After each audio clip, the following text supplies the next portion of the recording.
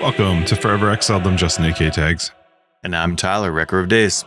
Episode 310 of our podcast together. It's great. Hooray. Yeah. Good stuff. September 12th today. Yep, it is. Is it? That's about as important as a 310th episode. Mm-hmm. Big shout out to our Patrons. Thanks everybody who resubbed up this week. We love your faces. Patreon gets you access to After Dark. It's our podcast after the podcast, and we just keep doing stuff and things. You got your background's pretty trippy, hey? Especially when you move your hat around. No, you can keep it. No, I'm rad. I got one of those Discord backgrounds going on. Here, let me change it to this. Pretty stellar. Oh, there we go. What's that? What's that movie? That's from Mitchell's versus the Machines. I watched K-pop Demon Hunters for you. So get you this didn't do it for me. You tell your kids. You tell your kids. Are you kidding me? My wife is a PC snob, which means when you speak and she speaks, you guys are just like, yeah, okay. And you guys just have this stupid little club where it's like, well, Justin said it's good, so I'm going to do it. And it is good, yeah, wasn't it? You infiltrated my family a little bit. Mitchell and the Machines. Hopefully not more than Millers? I think. Mitchell and the Miller. Mitchell. Is it Mitchell's Machines versus the Machines? Machines. Okay. All right. Yep. It's a Netflix original. I know you have it. The next time your family's going to watch. I canceled Netflix. Shut your face. No, you didn't. I did this week. It's part of my this week. Wow. I did. Well, Justin, how was your week? Well, hold on. First off, September 18th, 2020, Mac release. Oh, hey. Get that. That's so crazy. Did you know? It's exciting. Mac users have been playing Pathofexile for 5 years now. We didn't want them back then. Mac users are like YouTubers. Gross. Ew. My week was good. It was overall it was good. It was busy, but yes, I did. I cut off Netflix and Disney Plus this Disney week. Plus. Now, what are the girls going to do? Because you said those were they're so active. You said those were musts for the kids. Yep, but I'm trying steal it another way. I don't steal. Pay for everything, but trying something different. Yeah, except you're not paying anymore, and you're still going to try and get it. I'm still paying, just differently. Paying yourself the $15 a month? Is that how you're getting away with it? My Netflix was $28 a month. Oh, of course you had like the super package. We have it on. You know they have lower packages, right? Yeah, but you know that you're limited to how many devices can have it. Yeah. Yeah. Well, I don't need 20 devices to have Netflix. Okay. Well, I'm not you. I have multiple devices. Each of the kids have a device. Netflix is a douchebag and counts all of those against me. They don't count it by location. It's crazy. No, they don't. It's stupid. You just say, this is your Netflix TV. Share it. Yeah. It was just too expensive. And I was like, well, Disney Plus is actually not terribly priced in comparison, but only because we were paying the higher price. Like Netflix doesn't have, or Disney doesn't do that. But yeah, we were paying for 2 Amazon Prime accounts. Mm-hmm. We were, I'm trying to get off of Google Photos. That's been my current project for this week, and it's been fun. But I'm building I think I was talking about an After Dark, but I'm working on building just a little Linux server that runs some software that lets us move off of Google Photos. Not that we pay that much for Google Drive stuff, but I kind of like the idea of hosting it ourselves, having it a little bit more secure. Plus, we were paying for Amazon Prime's photo part, which was an extra $150 a year to online backup all of our like actual pictures that are on our network storage in the house. Their thing is unlimited pictures, but limited video, right? Mm-hmm. And you have to pay extra if you want video storage. Yeah, I don't know exactly which one we had, but I realized that it hasn't been actually properly backing up for like 3 or 4 months. So I was like, well, I'm not going to keep paying for that if I can figure out a solution myself. So yeah, I had some fun doing that this week. And other than that, I had a rough week with the back. Okay. And it was a combination of a struggle with the back, but also just other, like I just was not feeling great. There were things going on. I just wasn't feeling good. So I decided on Saturday or Sunday of last week that in order to find the culprit and determine what the problem was, I was going to cut out everything except the one pill that I have to take twice a day. Otherwise, it's the awful. Like you go into withdrawal. But I cut out everything, all of the things, all the drinking things, anything that could be considered not just basic food.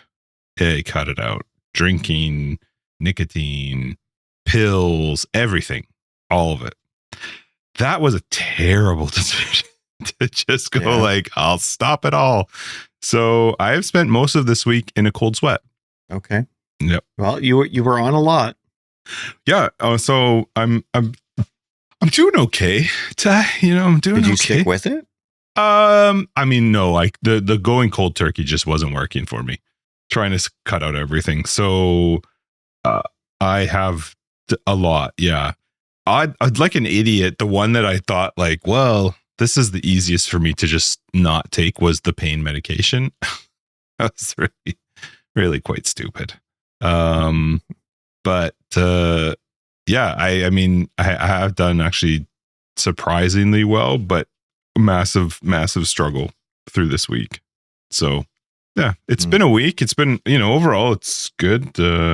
Yeah, kids are healthy. Eve had some stuff that he had to get done on the medical side, and thankfully everything's been good. And yeah, it's good. How you been? I have been good. We've had a good week. The kids are having a good time at school. Yeah, Violet has like a water park day today. Oh, fun. Yeah. She has the same teachers as last year, which that's 2 teachers with how her school works for middle school, and one fine, sure. The other one is, I'm surprised they're a teacher. Oh, just with their ability to like discipline, follow up, teach, like actually help the child understand what's going on. Aaron and I were going through all the kids' school stuff that they brought home last year. We should have done it at the beginning of summer, but life got away with us. And so we were doing it a couple of weeks ago. And we were looking at all the papers that this specific teacher taught, science, math, that kind of thing. And they're like empty. Like these aren't things that she brings home that I would know, but the teacher never talked about her being late or having incomplete work or anything like that. But there's just like finished page, like maybe my daughter was like daydreaming or she only saw one side of the page. So there'd be a note like finished page. It's not finished. Oh, really? Like, yeah. But it was like tons of work. So it's just, I don't know. Anyway, Aaron and I had issues with the teacher earlier, like nothing like confrontational, just like frustration. Yeah. Disappointment. And you have to message me her name. So I'm curious if I know which one it is. I think she's new. And she got the same pair again. So yeah, that's how it works. Sucks. Like at Violet stage, you can pick up like the science stuff anytime in life because that stuff is just as intricate as as your interests grow in life. You can go on blitzes and learning things, right? Especially at her age where it's the generic middle school stuff, where you're not having to like get specific into which type of science you want to study and it's your choice. But the math thing, that hurts. Like when you don't get math at school, it really hurts and it really follows up. I can teach her, no problem. And we practice. I think science is in the same boat. Like my grade 8 science teacher was terrible. And that messed me up for my sciences going forward, especially chemistry. Because I could not your elementary school science. No, but that's grade 8 versus yours. She's grade 7. She's only a year difference. I'm just saying grade 8 was just science. We took science in grade 8. We didn't get to do our picked ones, right? Until later. So yeah, I'm agreeing with you that a teacher can have a massive effect on learning that. So that's too bad. They can really set you up for failure too. So anyway, but yeah, but they're still at the stage of like these like science is like, these are the this is the solar system. Which one has the rings around the planet? I feel like I did that in grade 2, but who knows? My memory's all screwed up. But I that's just like parent complaining to parent. Life is great. Kids are healthy. Wife is healthy. Your job's great. Like our house is in a good situation. The weather's finally calmed down to the extent where we're getting overcast weather again. It's the end of summer now. We're starting fall. I mean, well, I guess halfway through September already. But, we're getting into like the low 20s now for summer heat, which means I can now reseed the lawn. Our moles went nuts this year. The moles are voles that attack our yard. We have like 30 big dirt piles in our yard, and we flatten them out and stuff like that. But it's like, so I'm going to try and cover it up. I have some old grass seed that I still haven't used up. I know I said ages ago that I wasn't going to reseed, but I got to get this money's worth out there. So whenever the weather's right, I'm going to be reseeding, and that's now. But then my wife and I, we got this like friendly spat about the garden. See, which garden? I'm the gardening guy, the front one. Okay. I'm the gardening guy, right? That's where we have like our nice bushes. Sounds like a good way to start a conversation. Well, I'm the gardening guy. I am the gardening guy. I'm the one that waters the plants. I'm the one that organizes which plants go where and what, and trying things out. But she has her opinions regarding it. And obviously she likes a nice looking garden, but she doesn't do anything in the garden, right? Like when it comes to the chores, she'll do whatever chores interest her. The gardening chores don't interest her. So at the end of the day, she has her strong opinions about what the garden looks like, but she doesn't do anything about it. Not as a criticism, it's just that's how it goes. So this week I'm like, okay, I don't like how the garden looks. I tried this setup and I don't like it, so now I'm going to change it. But one of her things— What was the setup? Well, just like where certain plants are spaced, right? Like boxwoods versus hydrangeas, and then which hydrangeas are the full sun, and then the ones that are fine and shade. Or were they not in yet? Yep. Oh. Yeah, I could move them. They're still young enough that I can. We have we have 2 hibiscus rows of Sharons that are in the separate corners that are doing well. One's kind of underneath the magnolia tree, so it's like desperately stretching for sunlight. So I keep having to put up some stakes around it to support it so that it's going vertical instead of on an angle, because I want it to kind of grow just underneath the living room window. But one thing that I was trying, and I really like this, because when it comes to me with like kids and stuff like that, just the generic interaction of life is obviously very educational. And so I wanted something for them to kind of year round with our climate be able to like, oh yeah, let's snack on this, or let's have this. Oh no, this isn't ripe yet. Or oh no, this one's bad. You know, just something that gives them an interaction of understanding a little bit of gardening that isn't at the grocery store, I guess you could say. So I have strawberry plants that are just growing free throughout the garden, and they're fantastic. They're wonderful. They're really like their ground cover. They're this nice thick green leaf plant that goes about maybe 1 foot high, the evergreens, but they spread like crazy. And they can completely handle our climate. I can ignore them and they're just going to keep spreading and spreading and spreading. But I like that as like a nice thick ground cover as the other nice flower bushes, you know, grow up throughout either the spring or summer, right? So I really like that. And that worked out perfectly. But Erin hates ground cover. Absolutely hates it. She likes like the dead space, you know, like bark mulch and stuff between plants, which I also like as well. But the reason that I liked this ground cover was like I like ground cover just as much as I like the dead space, but that's just like a huge amount of strawberries that the kids, anytime they want, can be like, oh, wow, there's a full red one. Oh, shoot, something got into that one. Oh, here's another one. You know, something that they can interact the garden with and kind of get along well with that. So this week was actually my like, okay, I'm going to make a choice this week. Am I accommodating my wife's opinion or not? And obviously in almost everything else in life, you say, yeah, obviously. But this is something where I put in all the work. And so it's like, well, you know what? How about we water the plants every now and then? You know, and then it made me feel a little bit better by having the garden your way instead of my way, even though I'm doing all the work. And she's totally get it. Like, this isn't something we fight about. It's something we pretend fight about. It's just a funny little combat thing we have between each other. I don't know, but I spent $200 accommodating. Like, I bought these wooden barrels. I went to Home Depot. It's out of season now, right? It's September, so all the gardening stuff's on sale. And so I bought these wooden barrels, big, like 2 feet in diameter ones and maybe 2 feet deep. I think they're about 120. Justin's on the phone. It's all that gardening talk. It's almost as bad as filter talk for him. But he got one of those faces where his face is like, you know, it's like your mouth is spread out really wide. So you could tell it was important. So this is what being a good friend is. This is what being a good friend is. Just kidding. I'm a horrible friend. Back. Do I need to take anything out? Welcome back. Pardon me? Do I need to take anything out? No. Okay. Yeah, no, I was just talking about how amazing I am. But anyway. Super amazing. So I spent some money on some gardening soil, and I bought 2 big wooden bins. I brought out our cracked wheelbarrow from the back. Just, you know, like, okay, well, maybe I could spray paint this and plant something in and have the bushes grow around it, because a wheelbarrow kind of look as like a placement thing. It suits a garden, right? So just doing things. But I'm thinking of putting the strawberries in those planters. Yep. So then the kids still have, like, I still have that nice thick green leaf look, but then the kids still have the strawberries that they can interact with. And where we live, they just keep growing from the end of spring all the way to almost the end of fall. So it works great. But I really like the ground cover.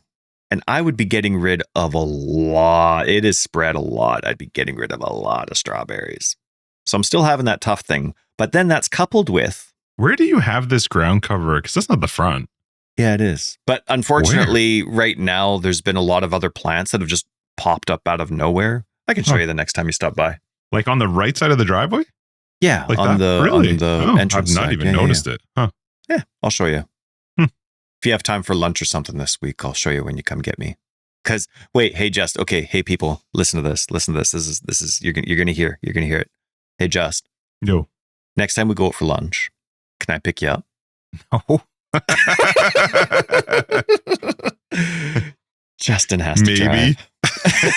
That's right, but that maybe is just for the sake of the listeners. Yeah. But anyway, that's kind of coupled with now, like obviously I'm going to do what my wife wants in this gardening situation because the last few days have been a little bit harsher with my dog. And today we're having like that final conversation. We're probably going to like have that, like make up our minds right after the podcast. Yeah, that's too bad. About when we're putting down our dog. And Riley's been with us since like the beginning of marriage, and we're big dog people. And so she just turned 15 at the end of August.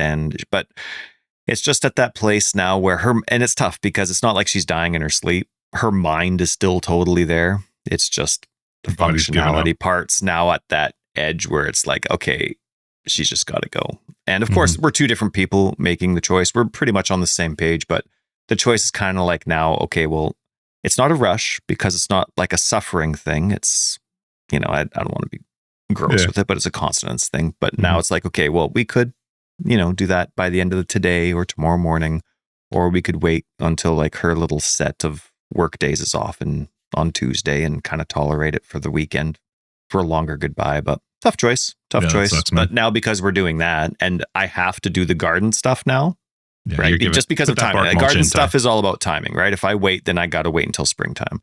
So I got to do the garden stuff now. But because now this is when Riley's choosing, obviously she's not choosing, but now because of that, in my head, I'm joking like, well, now I have to do my wife's thing in the garden.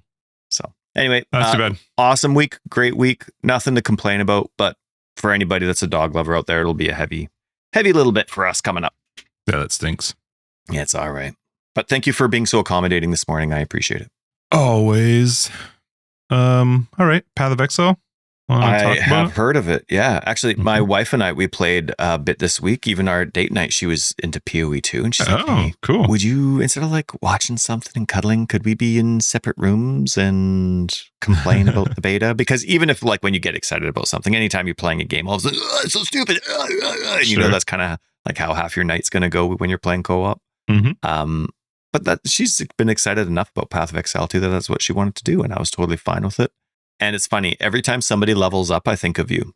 Because before you, when I was playing video games, someone levels up and it's like, awesome. Like that's what's supposed to happen. Keep going, make your pick quick or take your time, whatever it is. Game. And then you and I start playing games co-op. Like we used to play a lot of different games. Like, it bothers you. A single word. No. Like, so, we used to do like NBA and we'd sim a full season. We'd do Fallout 3 and take turns with it. Tons and tons of games going all the way back to Armada and all these other games. We would Worms, right? I mean, you'd come over and we'd play Worms or Scorched Earth on my floppy disk computers. And, but then all of a sudden we started getting into ARPGs and somebody would level up. And this is after like, it wasn't at the beginning. It was only after you started hanging out with other people and like the internet came around and you started doing things like WoW or playing games with other people. And then all of a sudden it's like one day after that, we start, we're playing whatever game. And then I level up and you're like, congrats. And I'm like, for what? Just like, I remember like at the very first, like, for what? He's like, you leveled up. I'm like, yeah, that's what I'm supposed to do. No, you just didn't notice. No, that's usually what it is. That's what it's like in my head. And but from whatever point in your life, whatever experience, these other people infiltrating you, every single time someone you're playing with levels up, you're like, congrats. Mm-hmm. And now, like, that's weird to me. Like, it's nice. It's good. Like, hey, you finally did it, especially as you get into Path of Exile. And if like you've hit 97 and you've never hit 97 before, like, yeah, congrats. But if I'm like level 20 in the campaign, it's not a congrats. It's like, come on, let's go. You want to know why? 22, 23, Do you 24. want to know how I can make an argument against what you're saying? Because but I'm not done. Like a lot of other people, put on an MTX that explodes the screen when you level up. And that feels like it deserves a congrats. But I got the already, right? Go on. And which I love that they do that. But so it's one of those things now. Because you've ruined it for me. Because, now you're being nice and now I can tolerate your kindness, whatever. And it's fine. But then like when we're playing with other people, like let's say we're playing with Josh and then Josh levels up and you say congrats. Am I supposed to say congrats too? Is like everybody in the party supposed to be like congrats? No. Well, maybe, but I think it feels stupid. So now I'm playing Path of Exile 2 with my wife and she levels up. Do you say it? I don't know. It feels weird when I don't say it because of you, because now it's like you're one-upping me. Yeah. But then if I do say it, I still think it's stupid. It's just a part of the game. It's not like I did anything. I'm like level 19. I just turned 20. Yippee. Like you say congrats at the end of a boss fight that you hate. Like when we beat Geonor together. Happens, does it? Oh, sorry. Gregory. Let me never. When we beat Gregory together. I'm like, yeah, good job. Congrats. Congrats. Can you imagine? Well, no, like when she beat Geonor on her own. Who's this? Like she hated that fight just as much as we do. Like her opinion of that fight is that is stupid all the way through just because of the lack of reaction time certain tells give you, or like it's not telling you where, especially when you're co-op, like that fog, when we're fighting Gregory and we're in the fog ring. Yeah. You have the dialogues like, oh yeah, you don't know where he's going to dive towards. A poet. And then he pauses and then you know when to dodge roll. Yep. But not when it's co-op. You could be dodging right into him. Because, there's no visual tell. It's only audio, but that doesn't help when you're playing with anyone else. Mm-hmm. So we ran into lots of stupid stuff. And then, of course, when you get into like the beams shooting down, there's not enough reaction time after the very first one. It's just hoping for the draw, getting a corrupted blood. So anyway, by the time she finished that fight, she wasn't relieved because it was, wow, that was worth the effort. She was like, that was such a colossal waste of time. And I'm so glad it's done so I can finally move on. Right. Mm-hmm. But so I'm watching over her shoulder as she does that. And I just ended up watching over her shoulder. Were you not playing together? The time that she did it. I don't know. Like you're helping each other or walking back and forth. Okay. Our Xbox is like just the other room away. Right. So I don't know, whatever it was, but I ended up being watching over. Probably. Yeah. I was dead a lot. Yeah. And, but anyway, she doesn't. I'm like, yes, good job. And she's like, trying not to swear under her breath, but like to me that's what you congratulate someone for in a game. Okay. And so whenever she levels, and then she levels up to 22 after that or something, I'm like, congratulations. It's like you've ruined co-op for me because you're one-upping me. It's like you giving flowers to your kids, your girls on a birthday. You're like trying to make it so that whatever boyfriend they eventually have has a lot of work to do to outdo you. Well, you've screwed over my co-op marriage. That's for sure. That's on you, not on me. You've one-upped me. No, you've one-upped me. That's not me being grumpy. That's me like not saying I love you every 20 seconds. Be nice. My congratulations means something, Justin. So anyway, I get it. You're not watering down. You don't like to water down your congrats. I get it. Definitely not. But my point is you screwed up date night forever and ever and ever. Okay. Date just night don't level up. Just don't level up. It used to be in the calendar, gaming with my schmoops. Now it's just date night because you've screwed it over. I don't want to game with her anymore. Congratulations. Grats, Ty. Grats. Anyway, that's the beginning.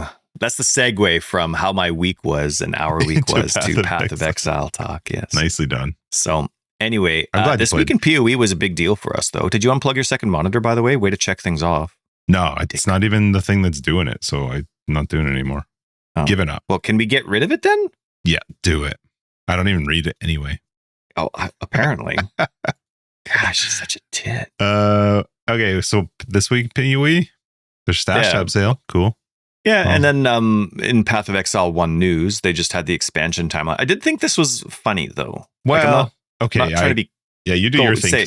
Well, a timeline? Not really. There wasn't anything to say. It was funny because it basically just reminded everybody that 327 is going to come out 4 months after 326, which we knew if we were paying attention. If we were a part of Path of Exile's community for 326 and were paying attention to announcements, that was something we already knew. But then it didn't even say if what's 326's league. No. Mercenaries of Trevor. Mm-hmm. Mercenaries of Trevor, they didn't even say if it's going core or not. No, they just said it ends end of October. So there's an ambiguous, it's not going core. Well, and that would come out in their announcement stuff later. The vague announcement that we're still planning on being on schedule. I think that's a terrible thing to say unless you know 100%. You already have your date. It's just funny because there's maybe no point it's because to the there's people they know there's people like us who are like, you're not gonna do it. Come on. I don't know. It doesn't there wasn't anything in the post that there was nothing. Very short post. Hey, just a reminder that our leagues are temporary and that we'll have a new league at the expected time. Most likely we'll tell you later though. Well, that's what it said. Stay tuned. Yeah. So that one just made me giggle, but whatever. Mm-hmm. Did something for someone there, so that's great. Yeah. They're doing build of the weeks for Path 2, and then there was a content creator boss rush event between that PoE sponsored with Ziz and Gazzy, and then there's some concept art for the mystery box, and then some patches. I haven't even seen the mystery box for this league. I didn't even look at it. I'm not spending any money on it yet. No, I haven't spent any either. I'm just looking through the mystery art though. It looks freaking cool. Whatever those different things are, they look great. And then, patches.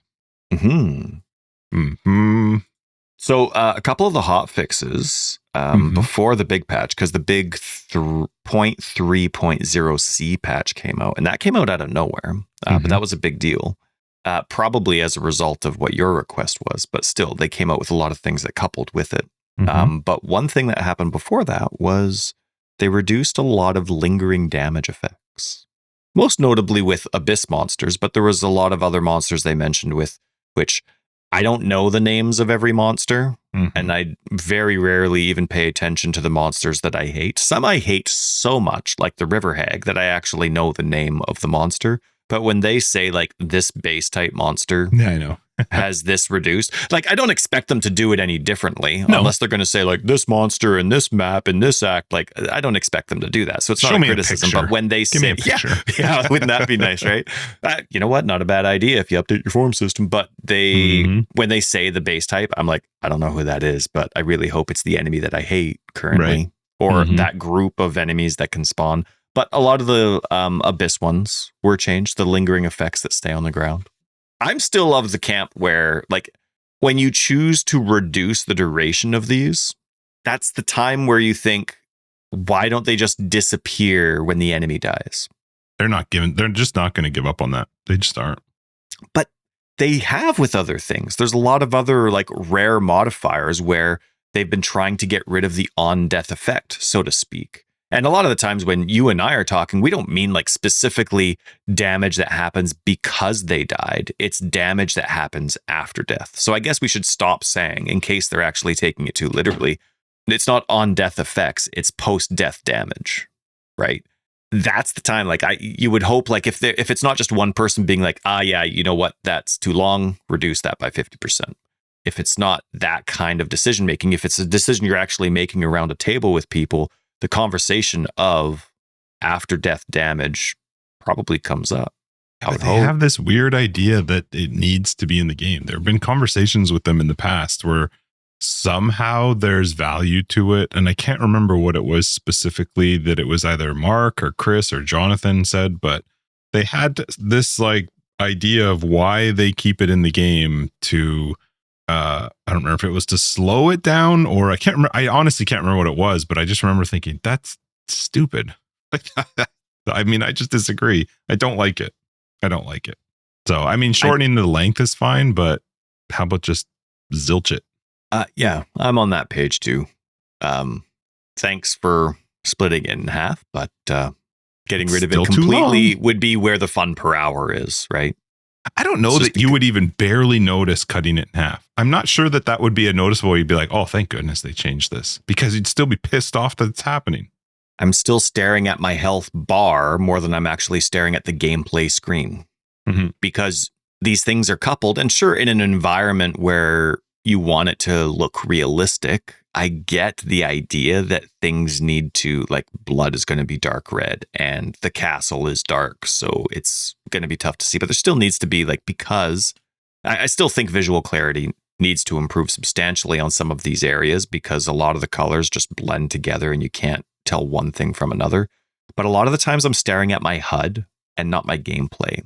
And if your goal is still meaningful combat, that's part of meaningful combat. It's not staring at my HUD. It's being reactionary to what's on the screen. So whether that's a pool of blood that's going to hurt me on the ground or a big smash that's coming, I need to be able to react to it in whatever time frame they think is adequate, not necessarily me, because I'm getting older and older, right?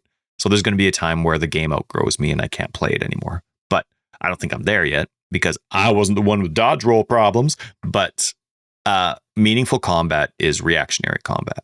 And when I have to stare at my HUD, I know the HUD's important. I know its value. But if I have to stare at it more than I'm staring at my gameplay screen, because I can't tell what's going on or I can't see stuff, the duration shortens that time, but it doesn't fix the difference between, like you said. Yeah, it doesn't fix the difference between the meaningful combat. Yeah. But anyway, that was a big deal, though. Like, that's still, like, they're looking at it, they see it, they hear it, right? They hear us, so that's good. But C means a lot more to you. The C patch means a lot more to you than to me. So, well, I mean, I was excited about the one thing, which is that they it's the very top of their thing now. Short grace period at the start of sprint, where being hit will not heavy stun you. This is equal to the minimum sprint duration, so you can now never be stunned out of an accidental sprint. The minimum sprint duration has been increased slightly to support this change. I had a lot of people message me after our episode and say that they were running into the same problem. So I knew it wasn't just a me thing, and that there had to be other people. No. And I spent time, like, trying to figure it out, and figured out exactly what I was doing that was causing it. And it was, you know, we talked about it afterwards, that it was just the fact that if you're just a little long on the B button, you don't sprint, but there's an animation that queues up, like this animation. You'll see yourself jerk forward, and like you come out of the roll, but you come out of the roll into this like sort of jump forward, and you actually see your character do this animation to like pull themselves backwards. And that's where you were getting stunned, was in that animation. And so I, through leveling, just was very if I was going to roll, I was doing it really hard and quick, like trying to make sure I didn't get myself stuck in that scenario.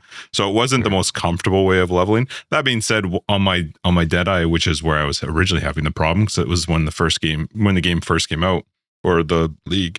Once I got onto the Roa, it didn't matter because you were never rolling anyway. So I didn't really experience it. And then when I was leveling up the Thorns guy, it didn't really matter because I didn't care if I was getting hit, because I wanted to get hit. So it made no difference there. So I was really happy to see that it at least wasn't me being crazy, and that other people that had mentioned it to me as well weren't just crazy, like that they actually recognized that there was an issue with it. So cool that they fixed it. There was, I wish I could find it. I wish I had written it down. There was something that they had written, and maybe I'll find it if you're bringing up anything that you had. There was something that bothered me a little bit about them fixing something, but being super vague in giving you the information that they were fixing, that I couldn't even tell for sure if it was helpful or not to me. Okay. And I'm going to have to go through and see if I can even remember it, because I probably won't. But anything that stood out for you with that one? No, like it was a big patch, and I appreciated all the fixes. Again, a lot of these were very specific fixes. So very specific to a boss or a base type or a unique item. Mm-hmm. But they were all good fixes. It's just I don't have the game memorized, so I don't know which is which. I just, I'm like, sweet, that was big. It looks really like they're really paying attention to a lot of feedback regarding specific encounters. And so that was really encouraging to me. I really liked this patch, even though I couldn't really picture what was being fixed. There are a few bugs that from Xbox land that like they fixed some UI stuff. There were some Xbox specific things, or I guess controller specific things they were saying where they got fixed in terms of stash and UI bouncing back and forth. They fixed, I don't know if it was this patch or not, but they fixed dialogue bouncing back and forth. Like, you know how sometimes there'd be like two NPCs. Like that was this patch? I don't know if it was this patch or not, but I want to show it. I do know what you're talking about. Where like you would talk to Yuna and the hooded one kind of thing, and it would like the screen would really jump back and forth in a really horrible way when each character was speaking one after another. And they got rid of that. So now it's just a still screen and it's just the NPC's icon or a little profile pic just shows up next to the dialogue. So it's not screen jumping anymore. So a lot of little good changes like that showed up. But all I was seeing with like little things like various skills used by the prisoner are now red flash abilities. Mm-hmm. It's just like loaded with that kind of stuff. But oh yeah, there was one where like, you know, the siren lady. Yeah. The one with the nice boobs. Yep. She sings around. She would disappear a ton on me. I never had that, but I saw that in the notes. It did. And so I would have to restart the boss fight. Like she would go and she would dive into the donut. Right. Yeah. And then I'd be waiting and waiting and waiting. And she wouldn't come back up. But I couldn't kill myself. There was nothing that I could take damage with. And I couldn't leave. Like in mechanics that I like, so you can't cheese boss fights, I couldn't just quit and come back because they'd put me right back in the boss fight, right? In the exact state that I was in. Love that, but unfortunately, because the game was glitched, I couldn't do anything, couldn't leave, couldn't walk out. So I actually had to quit the game and wait about 15 minutes for a new instance to start. And then only once the new instance started. Why couldn't you start the instance yourself? Because I couldn't leave the game. Oh. It wouldn't let me go to town. I can't portal out of a boss fight. Yeah. So I was stuck in this loop where if the game decided to glitch, I'd have to stop, wait 15 minutes. And the kids are sitting around while I'm doing this boss fight. And they think it's really cool because of all the singing and spinning and then all the extra add-ons. They get to see the zombies show up because of all the extra enemies that show up in that fight. And so, but then it was like, all right, now I'm going to load up Age of Booty, old Xbox game that I was showing them. And I'd play a game of that, and then I'd reload Path of Exile. It's like, oh, she glitched again. Shoot, load up Age of Booty. So they that much, eh? Oh yeah. Wow. It was the majority of the time, and there was other things too. Like sometimes all of a sudden the gameplay sound would stop in Xbox, and I'd have to completely shut the game off to restart it. So a lot of really good fixes in it, and they fixed nothing really worth talking. The what? They fixed Navali getting stuck in your stupid hideout. Remember, I was telling you that you couldn't move I did her? read that. Yeah. Yes. You know, the one thing that I think that they're going in a great direction. I'm really excited for the updates that they've been doing. I think they show, you know, there's a lot of work going in. Man, though, the performance of the game is really making it hard to play for me. It's really, really making it hard for me to want in and actually get to juice a map. Are you talking frame rate, lag? Because there's been a ton of times where I'm like, because I've had internet issues, like, you know, remember a few months ago or whatever it was, and I contacted TELUS, got the stuff replaced, but like, you know, TELUS is TELUS. It's like, I don't trust them. So it's one of those things where it's like, is that my home network or is this just GGG screwing up? Yeah, no, it's not lag. It's frame rate. It's their game is just not optimized. It has too many things going on. Like I am dropping down to 5 to 15 frames per second. When I recorded a video because I was going to show it to you of me I was just doing a map. Granted, it had Delirium, it had Abyss, it had a Breach, but it had things that like I didn't build or add these things to the game. You know, like they put them in the game. They gave me access to these things. They gave me access to the Atlas trees that can affect pack size and how many more mobs spawn and all these things. Yeah. It's not fun. It's really, really making it hard to play because I'm just sitting there watching a slideshow, hoping I don't die, which I'm not usually dying, but I'm also not like, I'm just waiting to hear a tink. You know what I mean? Like I'm not entirely sure what's happening. I'm just sitting there running around waiting to see or hear something happen on the screen.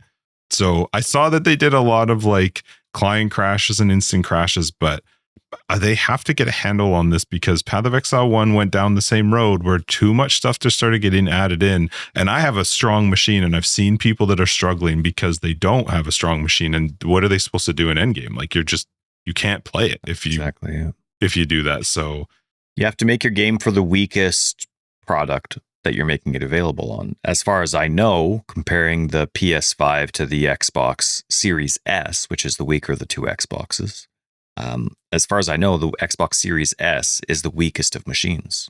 If it can function on that as your baseline crappy computer, I have no idea what that's like in computer specs, if that's actually a decent computer or not, but you make it work on something like that. And the reason why I would say focus on the console side of things is those are your static machines for like a guaranteed 5 years, right? That's what you're making your product for if you're delving into console land, which they are.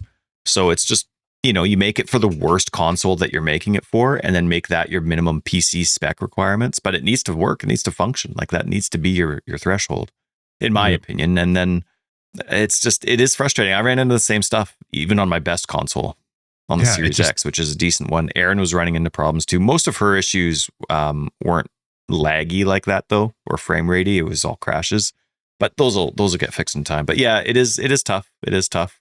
Beta life, but it sucks.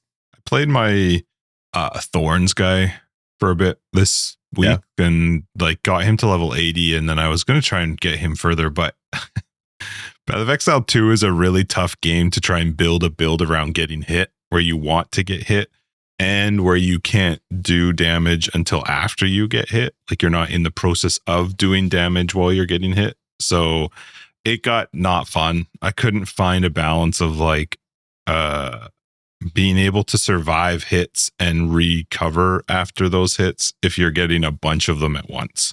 Like you get surrounded by a group of enemies, then I don't have the ability to defend against that and regen or do something in enough time. So I got annoyed and I was like, forget it. So I went and played on my Deadeye for a little bit, and that was awesome. Super fun. Love the build, but then I couldn't do like I told you, I think maybe it was After Dark map. It's just boring. Doing maps is boring right now.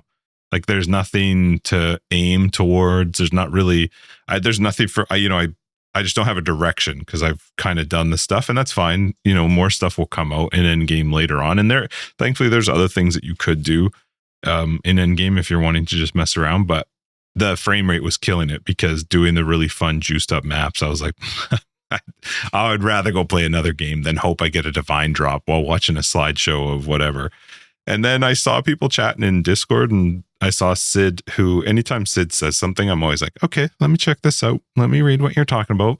And he didn't say anything except that he was loving his blood mage. And I was like, oh, okay. I mean, I'll look at it. I don't really know much about blood mage. It's been one that always kind of like piqued my interest, but I didn't really know much about it. So the concept's really cool, but it was only made viable for a lot of unique ideas this expansion, because before you had to regain your life through remnants, you had to play a very specific style of game, whereas now they've made it so that you can get remnants a lot easier. So now you can come up with a lot more ideas to play with it.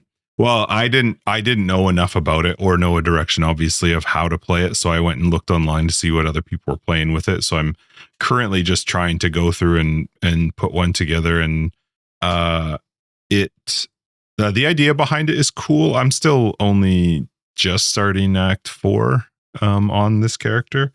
It's a witch, obviously, and Spark is. It's such a weird skill because I played Spark before. I played Spark last league, and Spark in endgame is so fun. It feels good. You are doing a lot of damage. Your boss is strong. Your clear is strong. Like it feels good. But leveling with Spark, it's like you're tickling them to death. That's your goal. Like you're not going to hit them quick. You're not going to do a lot of damage quick. You're just going to tickle them until they die. And it gets so boring. It's so fucking boring leveling with Spark. I have had a huge shout out to Loco. He jumped in to kill Jamiroquai and Doriani only because I just got so bored watching their life go down so slow. And the tough of random hits, the tough life of random hits. They just go wherever. Yeah, and my character, I've given my character the benefit of all of the gear I have and the currency that I have to buy items that will help through the leveling process. I cannot imagine the League start. I know people do it, and kudos to them. I get it. You're better than me. Oh my God, I was losing my mind. I sent a video to Tyler in Act 1.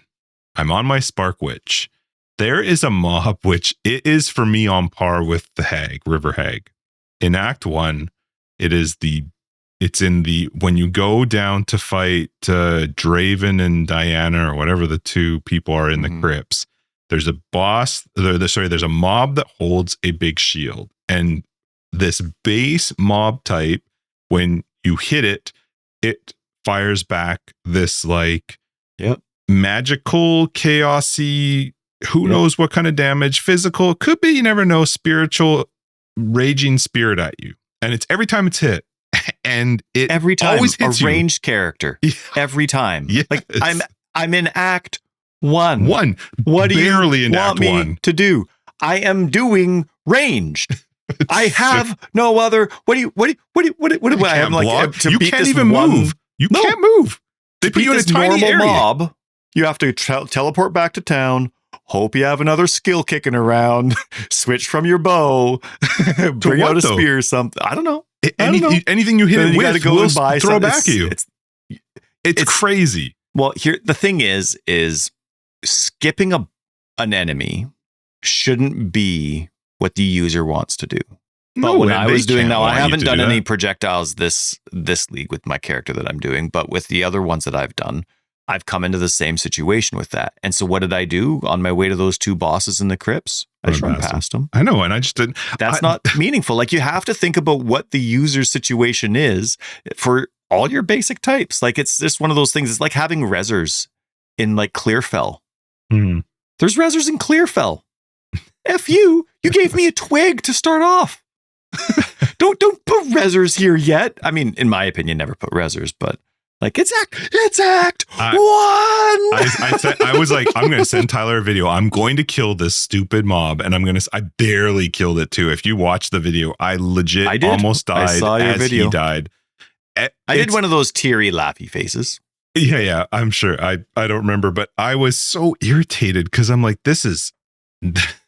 I think my joke to you was like, we're going to make combat meaningful.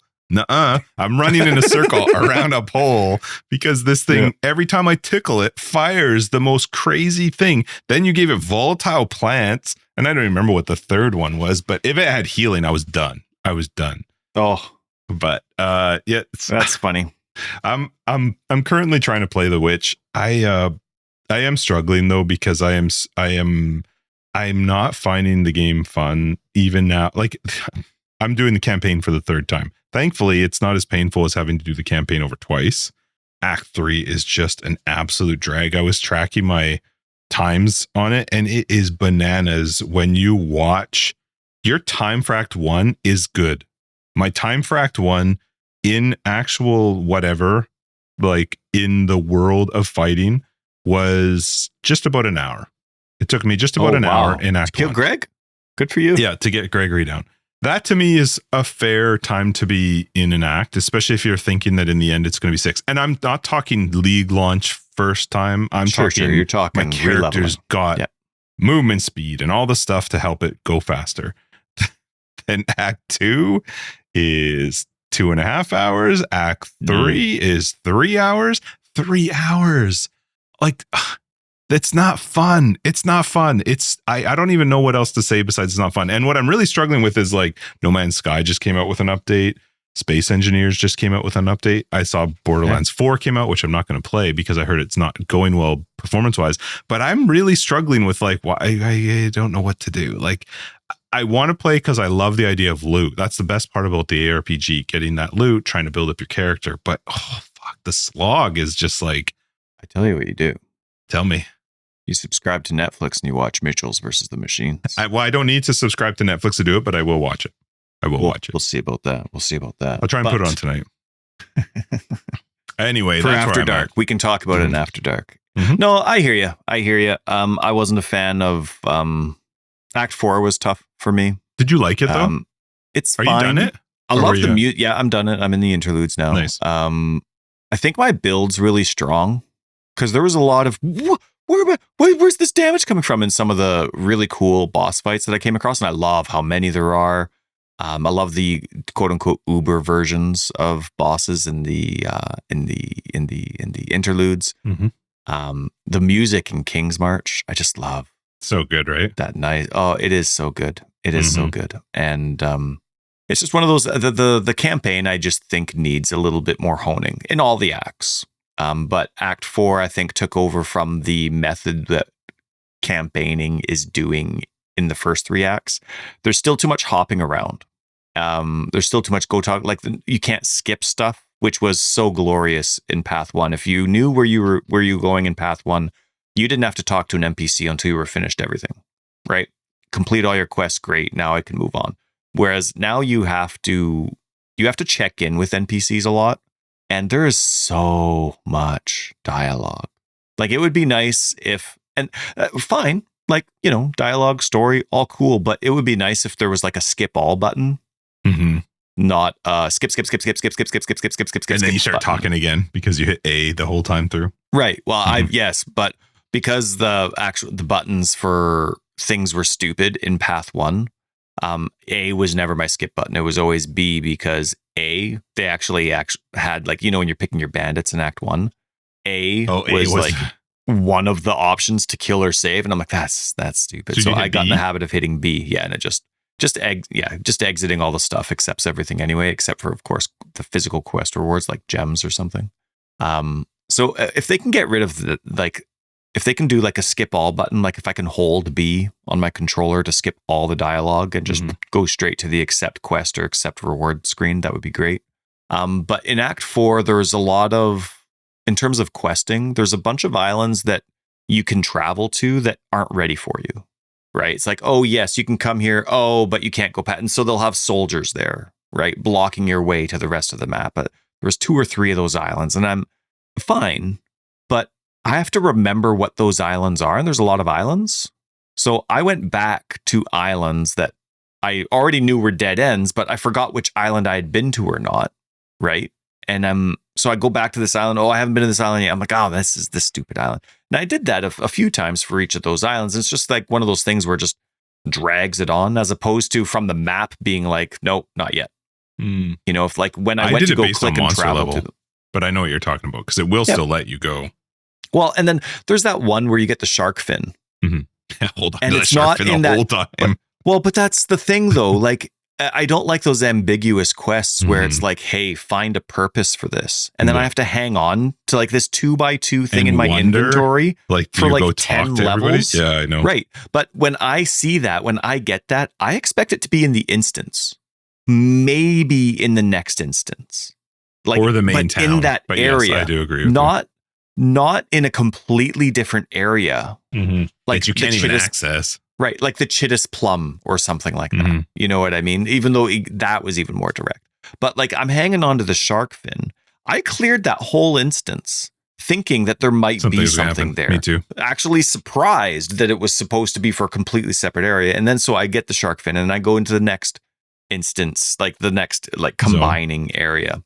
And I completely clear that because I'm like, I'm missing something. There's got to be a glitch, like just with the campaign. I look it up online, I did too. Which I should not have to do for basic quest progression in the game. And it's a completely different island. Especially because it's the only one you have to do that for, really. Quest related, it's the only one. Yep. Yeah, it's like bad. It should just say, bring it to this person on this island. Because even then, I can talk to that NPC while the island's still locked off. Yep. And I get the reward. Like, why make it ambiguous? Yeah, I'm not sure. Like, that wasn't a positive experience for me as I'm going through. Now, the shark fight was cool, though. I thought the shark stupidly fight was cool. hilarious. Like, yes, I liked the fight, but it was a land shark doing land shark things. That was just like somebody being like, no, we have the MTX. It made me laugh. We're gonna, yeah, it was really good. It was really good. And I have to say, with the exception of one more comment, I am having a marvelous time. Like, I know we've been an hour and it's been more negative and unintentionally. I've been having, I think Justin hasn't been having a great time, but I've been having a really fun time. I'm excited to play Path 2. I'm wanting to do that instead of other things with my spare time. I've been respecking my character a little bit as I'm trying out the pros and cons of, okay, with this much investment of curse efficiency versus this much, how is it? How strong are the supports versus tree investment? And I'm having a great time with it. And so I'm playing a lot on PoE Planner, and then I'm bringing it into the game, and I'm loving how respec works because of how easy it is to get those attribute nodes you need. I'm finding the attribute requirement that was lowered for this expansion a huge improvement to theory crafting, because now I have so I'm doing minions, right? I've started off as a witch and I'm a lich, but I'm finding I'm not desperate for intelligence like I used to be. Before, I was barely scraping. I was picking intelligence every time, and I was barely scraping the amount of intelligence I needed for my basic curses and minions, which didn't allow me to try anything else. I couldn't afford 2 travel nodes. What do they call them? Highway nodes, and turn them into strength before to add an extra red gem or something to my build, because I needed the int. Now I have the ability to be like, oh, okay, cool. Like I can try this many green gems. I can try 4 green gems because I can afford to change 4 nodes on the attribute highway, right? So it's been a very positive experience reducing the attribute requirement. But then I was thinking, because I'm getting gear, and after the first episode, it's like the GGG gods heard us, and it's like, oh, you were having good drops for your first sesh? Oh, not cool. And so it was like somebody hit a button and it's like, my resists are trash, man. I haven't had resist show up since like the very first day of the league launch. My gear is crap. The only gear I have that is good, I bought. And it's not because it's good. It's just like, okay, sweet. Like your level 14 skeletons. All right, sweet. Bring them on. I'm not like rattling scepters just don't drop. I'm pretty sure that's a thing. They just don't drop. But it's been fun meddling around with all of it. I don't have the gear for it. The drops have been sucky, but it's been like there was one chest that dropped for me that actually had a decent amount of life. Still no resist, but a decent amount of life. It was a chest piece. But it also had like reduced attribute requirements. And I'm like, you know what? That's actually a dangerous one to have while leveling. That should be something that should only drop starting in maps. No way. I love it. Because you can get so screwed. The idea of leveling is you are going to be replacing your gear often enough. Like if you get something in Act 1, to me, it's not a good representation to your drop system if you still have that Act 1 chest piece in Act 4 or Act 5. Yeah, but like, you're saying that's because they and rare planned around having that reduced attribute requirement. That's not the same as having just amazing stats, and that's why you still have it. Well, but that's kind of encouraging the point, is because unless I get an epic drop in Act 1, I should not have my really crappy chest piece 4 acts later, right? The idea is that I'm replacing, if I'm just getting average or crappy drops, I'm replacing my gear often. Now, that's not currently the case, but that's how I picture the game going. The only time I have something from Act 1 is if I get that really rare drop where it has like movement speed and 2 resists, or like 3 resists and a life or something on my chest. And I just like an unbelievable drop for a campaign, right? With the exception of that rarity, I should be replacing my gear often enough, not hanging on to it, not having a level 10 item when I'm level 50. So because I'm replacing my gear often, having a node or a modifier that says reduced attribute requirements could screw somebody over, because now you have this average piece of gear and now you go to remove it and you're like, oh crap, I can't, because I could be equipping dex or strength. Like again, I'm primarily int, so that'll be my example. I've been equipping gear that has higher strength and dex requirements that I normally would be able to have, but I didn't really notice because the fact that I have attribute reduction isn't the top of my mind every time a new drop comes. Like, oh, sweet. Yeah, let's sweet. Wow, look at that. Sweet. Wow, look at that. And then all of a sudden I get that chest piece and I'm like, oh crap, I can't change my chest piece for a long time. Reduction on the individual item, or are we talking like because individual, if a chest piece the modifier. Yeah, but that's specific to that chest piece. If I have 25% reduced attribute, yeah, it's local to that item. There are some uniques that can drop that make it global, but otherwise it's local to that particular item. I wonder. Oh, well, that's awesome. Then you can ignore the last 5 minutes. But I get where you were coming from, but I was just a bit confused because yes, it is local to the item when it rolls on the item. That's not helpful. New people need to know that. Like, that's one of those things where the difference between local and global needs to be like, I don't remember how when it's you have worded like exactly. +1 to all minion skills. That's an obvious global thing. But Right. when you have something like 25% increased energy shield and +13 energy shield, well, the +13 is global and local at the same time, because the +13 on your chest is +13 for your whole build, but the percentage is not. And so there needs to be something in the game. And I don't know if this exists or not. So this isn't necessarily criticism. I'm just saying the final product should be, in terms of a brand new player, which they are trying to reach. That's half the purpose of this new game. They need to know that, oh, wow, 100% increased energy shield isn't just a super global, notable from the passive tree, right? Mm-hmm. If you take the time to take a look and do the math yourself, maybe you could figure it out. But it's tough, though. It's one of those things where there should be like item specific or build specific ways of saying it, whether it's local or not. Yep, I agree. Whether they include something in brackets or just change the wording to be like item energy, this item's energy, I don't know, whatever it is that they do. But can I bring up something real cool real quick? But I also want to put a spoiler note on this one, because it's spoilery. It was spoilery for me after even completing my second character. So that's spoilery. Okay. There's a hidden Lich ascendancy. What the chicken? I heard. Yeah. No, that was someone told me that early on. I still haven't discovered how. I was so like, I was told how, but I thought I did it, and just by I don't have it chance. Available to me. It's just by chance. You have to. There's a particular item that will drop that allows you to jump into the pit. It puts a whole new UI option when you go down into the well, where you can jump. I've had an Abyssal Depths open up to me. No, that's different. So the Abyssal Depths is in the map that you go into, but you know where you go to the spot to change your items. To get the thing cast on your items or whatever. Yeah. There you'll have a new different logo icon in that spot if this item drops through the abyss stuff. And I can't remember what it was called. So I did it, and you get basic. I had to Google this because I didn't even know what the process was. I was like, am I supposed to take the finger or do I take the thing? Anyway, the idea is it keeps offering you something and you keep saying no. And it makes the fight harder and harder and harder. And then when you fight the final one, it unlocks the Lich. But I was doing it as my, I think I was on my Deadeye. I don't remember, but I was like, well, I don't even get the Lich. It's not like it only opens it up, the Lich ascendancy, if you are a Lich at the time that you're fighting that process, like going through that process, which I'm not a big fan of that. I just thought it was really cool that there was like a whole hidden ascendancy that they never even mentioned. I love that stuff. I thought that was awesome. I love that that's not in the patch notes. I love that they have stuff where it's like, just discover it, figure it out, let the community pass it on if they want to. Not a small thing to just figure out. Like, no, it's not. Like, crazy. I love the concept of it. But to me, you got to do it for everybody. Well, that's why I felt like it sucks for someone like you, where like I don't even like the Lich. I just think it's the least sucky of the three witch ascendancies, which I feel I need to be as a minion player. But I don't like the other two for the build, for the minions that I like, a basic minion build. I don't even like the Lich for that, but whatever, it's the least sucky.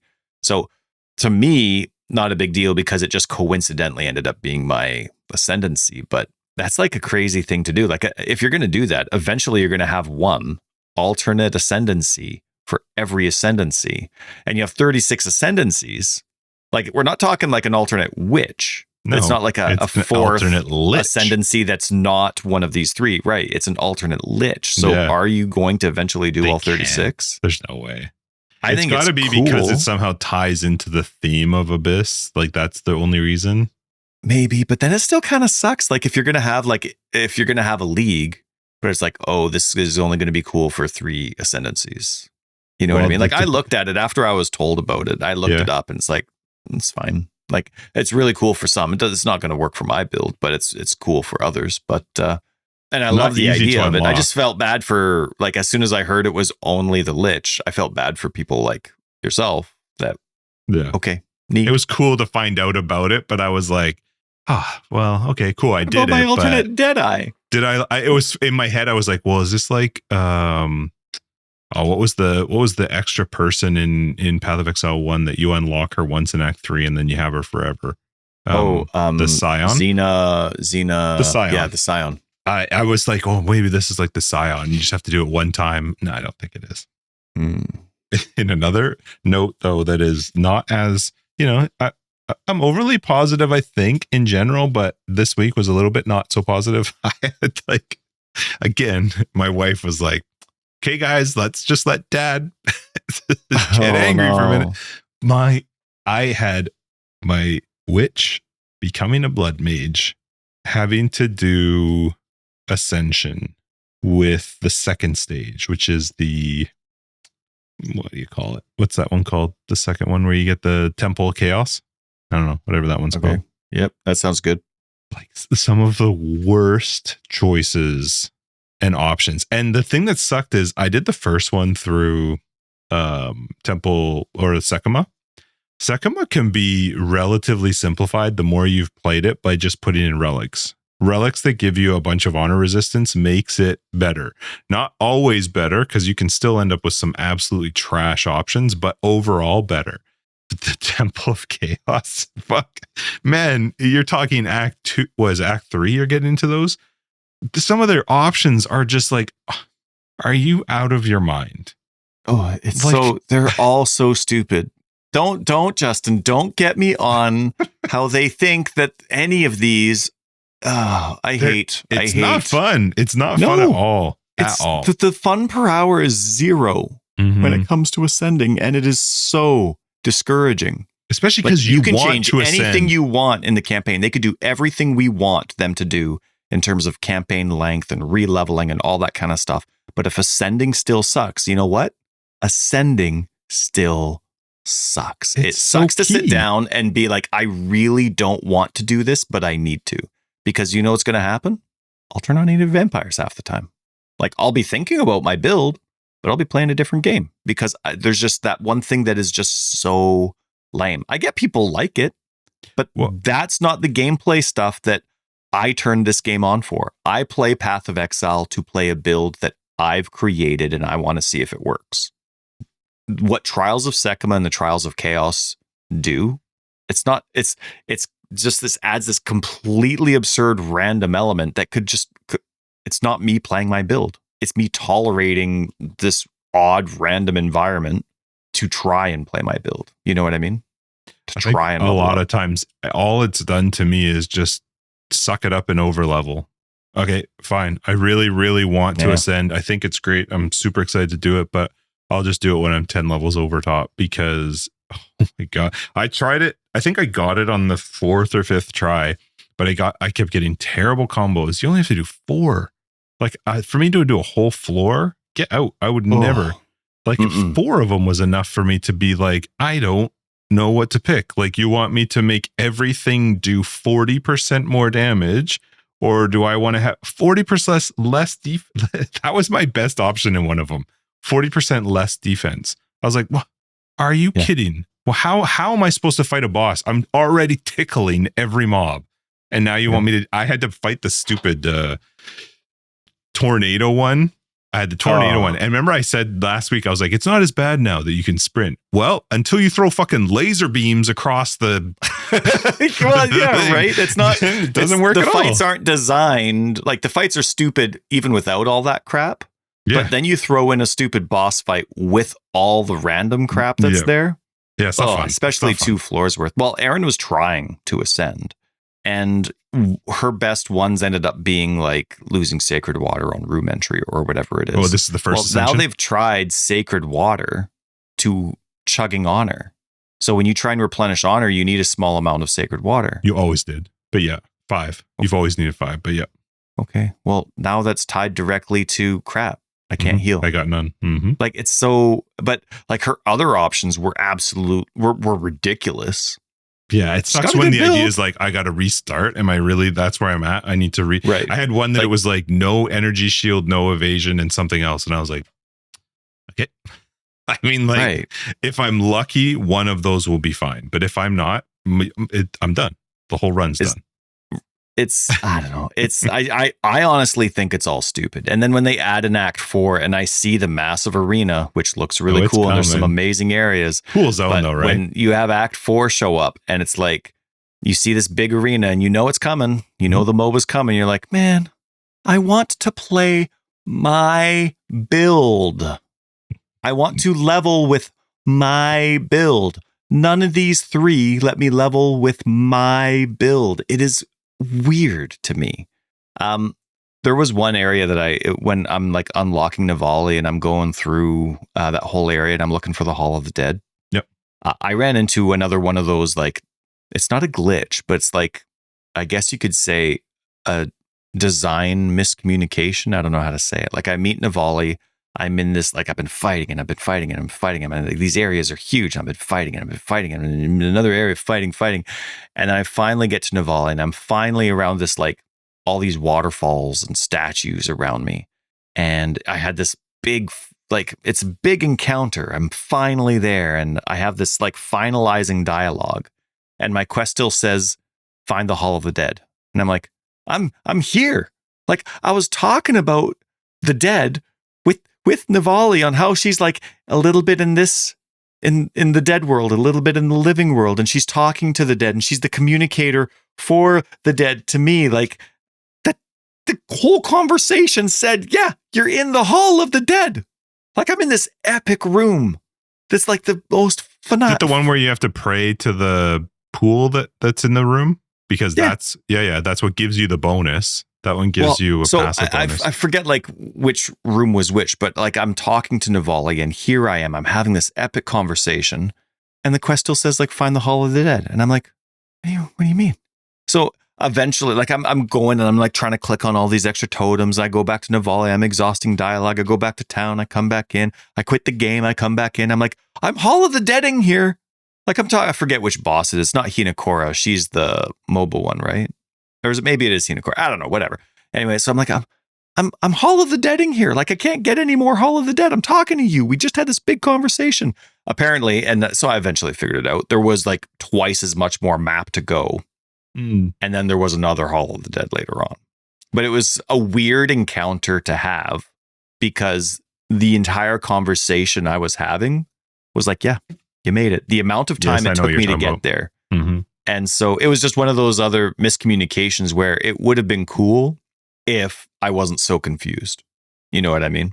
Yeah. But funny enough, this sounds like it's been a negative episode, but there's been so many cool things that I've been having fun with. I was playing around with the different ranges of skeletons, like the range of the electric skeletons versus the fire skeletons versus the cold skeletons. Mm-hmm. And the cold skeletons actually seem to have like 2/3 or half the distance, half the range. They're always way closer than the arsonists or the lightning. Oh, interesting.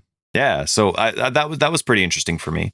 And I was enjoying seeing the different pros and cons between them, right? Now that I've played around with them a little bit and they're able to stay alive thanks to these last few patches.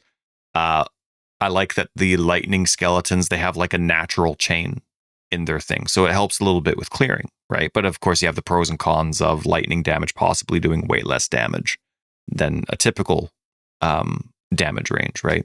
And then you have the freeze, right? The cold skeletons, and they're just pure single target, but they have the opportunity to freeze, which is extremely powerful, especially now that they increase the freeze duration to 8 seconds.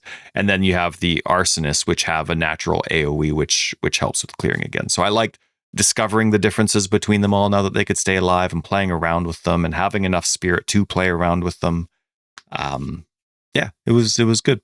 I was able to discover a little bit more about the minion skills. They still need their own like description and tab with its own tags, so you know what's going on. But the advanced minion screen does give you some decent information.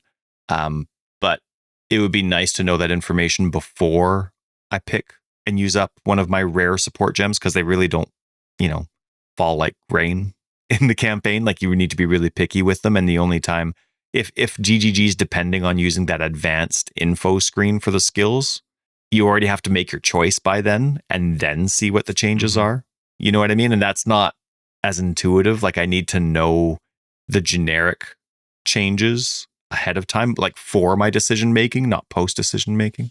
But did you know that on controller, because you're playing controller, you can actually play zoomed in? One of the button assignments that I've never played with before, it's a magnifying glass. there's actually 3 levels of zoom to the game that you can play on. It's one of the things you can assign to a button, right? In the things. I've not, no.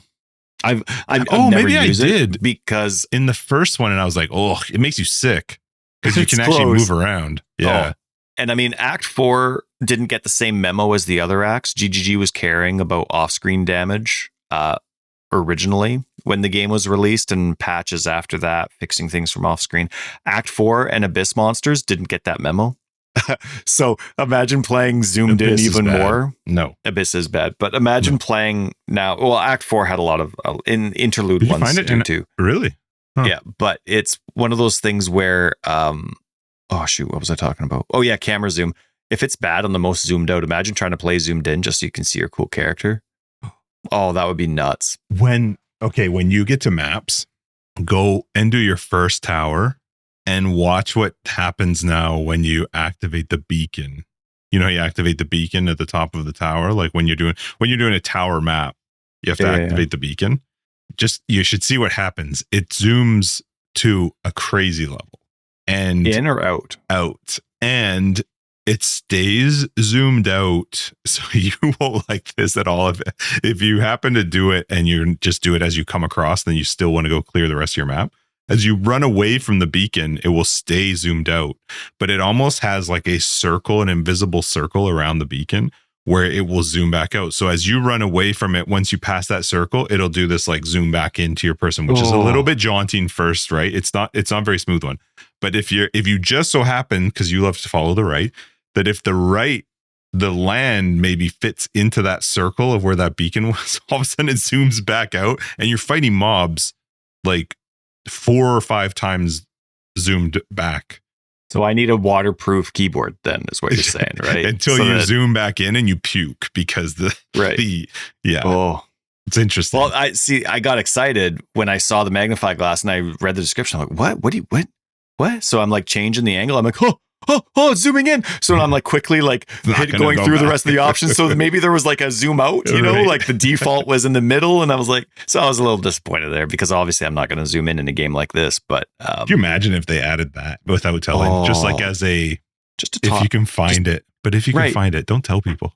Like in Path 1, where they zoom out for either when you're going on the way to Kitava, right? Mm-hmm. Going on the way to Kitava's gate, or when you're going to the eye, when you're using the eyes to enter the building. Yep.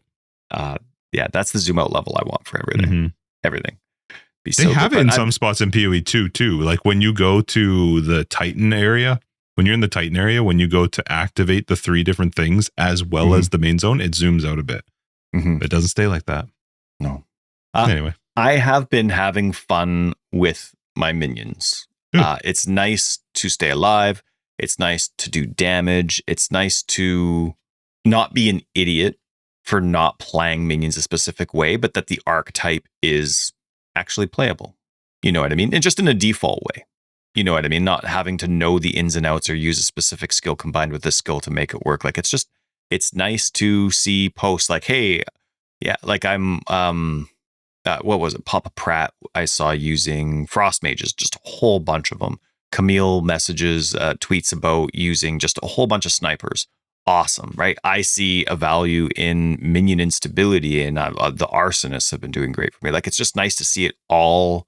I mean, obviously, those are only a few, but that wasn't possible before. You weren't seeing those messages before. Oh, look at all the cool different minion options I've been doing. And so it's been nice for me to be able to play around and test stuff, because before, when things sucked, you're trying things out, but everything sucks. Now it's like, okay, now I can tell which one's better or not. And there's actually a really nice parity between the 3 elemental skeletons that I've been playing. So I've been having a lot of fun, like making changes, playing, trying something out, testing on this rare and then testing on that rare. And unfortunately, I was reminded that Soul Eater exists, and it can exist on the worst of base types in Abyss. But called something different though, I think, isn't it? Called it Soul Eater. Well, the Abyss one has Soul Eater, so unless they accidentally copied that, it was called Soul Siphoner now or something. Same idea, but yeah. But one thing that I found with all the different ideas that I'm coming up with, by Act 4, because it takes so long on like a first playthrough to go through, I'm almost bored of my build idea by the end of Act 4. And I actually don't I'm like, okay, I've seen if it works or not. That's neat. Like I've scratched the itch, and all of a sudden I want to play a different build, and I'm not even at endgame yet. Right. And I've found like I'm the kind of person that I can play a build for a long time. I can scratch an itch for a long time. So if I'm like, to me, when I was thinking about that, I took a step back and I was thinking about it for a little bit, and I'm like, I think that's a long campaign problem. Yeah, there certainly could be part of it for sure. I mean, it's situational, but long campaigns don't help that. No. Right. I think the difference for me is not bored of the build, but bored of the game. Because I'm 92, and there was excitement for me to get to 93 because of one skill point. Like I was like, oh, that'll actually be fun to try. For me, it's the game side of it. But I do understand the idea of being like, okay, I've kind of tried this now. Gotcha. Now what? You have finished all 3 interludes or still working through them? No, I'm on the second interlude now, but I'm going in order of Act 1, 2, and 3 for the interludes. Yep. I'm really enjoying. I'm still doing curses. The first and probably only 2 ascendancies I'll do are the curses for the Lich. So I have infinite curse duration. Mm-hmm. That's unreal, man. It is so unbelievably rad to just curse something and it's forever cursed. I can imagine for the entire fight. Oh, because I'm using elemental weakness and it's exhausting keeping it up. Yeah, and so I have Whispers of Doom. Right? Or no, the keystone, whatever the keystone is, it gives me the extra 1, but doubles the activation time. And then as the Lich, the second ascension gives me 1. So I have 3, and I have Enfeeble, Temporal Chains, and Elemental Weakness. And I just like, I'm not someone that wants to have all these skills, but if all I have to do for my build is like my skill setup is, okay, curse this boss 3 times. And then now I have 1 button and then dodge for the rest of the boss fight. I love it. Because now I'm getting to learn the boss really well. And so it's been a lot of fun. I only have, when I'm leveling, I only cast 1 curse. So I've decided to make that Temporal Chains and I put Hex Bloom on it. So I cast it and then just spreads and spreads and spreads and spreads. And that's really nice. But Does the infinite duration spread with it? I guess it would, right? Because it's just any of yours. Oh, that's cool. And one thing that I actually really want to compliment GGG on if they listen to the end of this is in the past, curses, and this was relevant in Path of Exile 1, like you think of the Scorpion fight in Act 8 or 9 or whatever it was, and it goes underground a lot and it comes back up. A lot of its buffs would be gone when it comes back up. Sometimes because they expired, but also sometimes it would just be like going underground erased any debuffs that were on it. It doesn't do that. I haven't come across one boss where doing its funky little dance, going underground, water, whatever it is, it's never erased. Oh, cool. And there are so many bosses. It's funny because now that I'm like watching for that, making sure infinite is infinite, it's amazing how many bosses I realized actually have downtime and like they're dancing in the sky or they're swimming around or they're crawling or whatever it is, digging. A lot of bosses disappear for a bit, but they all worked fine. All worked fine. So it was good. What would be your third ascension if you were going to do it? Well, I'm debating between that because there's a thing now where GGG hasn't really done anything about tagging support gems that do damage. You know what I mean? Like they have their tags, but it's pretty ambiguous as to which support, like when you're highlighting a support in your support selection screen, it doesn't, so it now currently shows all the skill gems that works for. When it comes to minions, it doesn't say if it works specifically for the default skill of the minion or the command skill, which do have separate tags. But then there's also, if I've added something like Minion Instability or Infernal Legion, 2 very different styles of damage, it doesn't show those on the screen either. So some are obvious, some tags are obvious, but others are not. For example, the hit description in the game says anything that isn't damage over time is considered a hit. Now, Minion Instability is about the explosion when a minion reaches low life, right? There's an explosion of fire.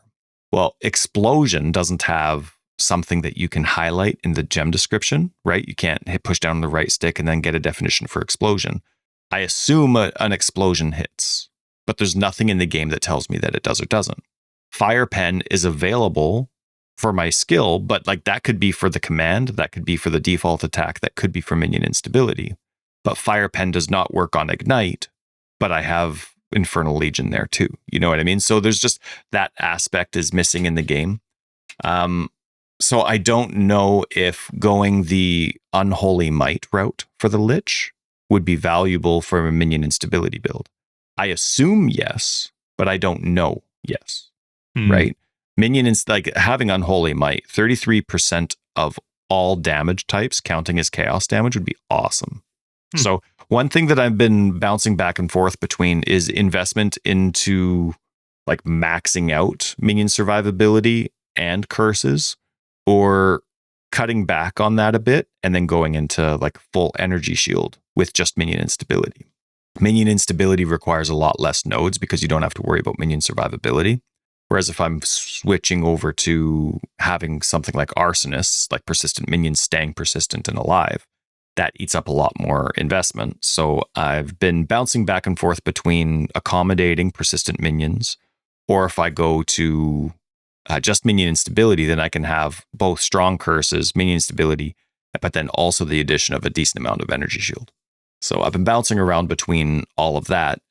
But with the Lich, of course, this is all to answer your question. Do I go for the extra damage that I assume but don't know for sure would work? Or do I go the energy shield route? Right now I'm on the curse route. I'll probably go the energy shield route, but I'm also probably never going to level or ascend again. Yeah. I don't want to do 2 floors. 3. Oh my, I have to do 3? I don't. Come do it with me when I get to that point. We can do it together. I have all the relics. I have all the relics. You can't. But I don't think they apply to me. They do, because you're in my run. Yeah. Okay. I mean, we share honor. I think if honor runs out for one of us, it runs out for both, but we'd be fine. We'll do it. It'll be so much fun. 3 floors of just joy. Trials would seem better. Like if I want to ascend for another time in trials, you have to do the 3 bosses, right? So are you talking Sekima, or are you talking so Sekima, it's 3 floors for the third ascension? Yes. Even if I've done 1 and 1, like 1 floor and then 1 trial, I ascended both ways. Correct. Okay.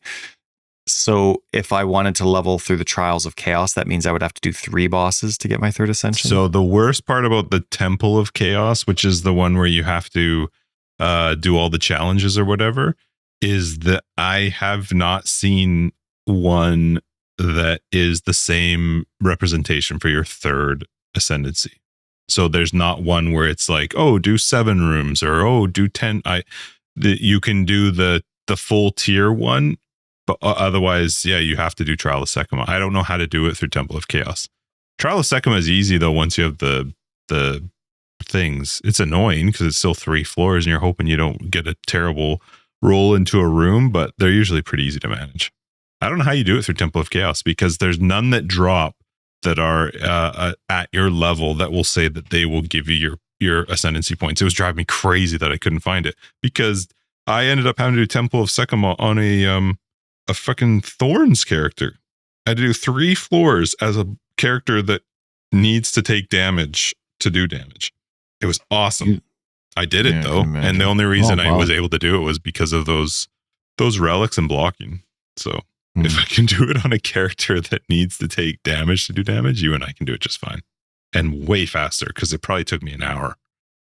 Why do those things that let you do? I guess it makes sense, because you could just do them for fun, which I guess isn't something that ever crossed my mind. I was going to ask why these tokens that allow you fun. To, right? Yeah. Why does this drop for the Trials of Sekima when I have one that's like infinite until I level the first time, and same with the Trials of Chaos? And I was going to be like, why do they drop when they're not going to help me ascend before they're at an item level that'll let me ascend? And then only when I was asking the question, I'm like, oh, right, there's people have fun. Some absolute losers out there that find it fun. Don't worry, I don't actually think you're a loser. Individual. All right. Fun. Let's wrap this up. Forever Exiled, 310 Justin AK tags. Tyler Record of Days. Patrons, we'll see you in After Dark. Everybody else, we'll see you next week in 311. Have a great week. And what? We got a website, foreverexiled.com. We have a very fun Discord. Pop in there and say hello, as well as Global 2121. Very fun. Very fun. Patreon, other ways to support the podcast. You'll find them down below and around the way. Bye. I am having fun. I am.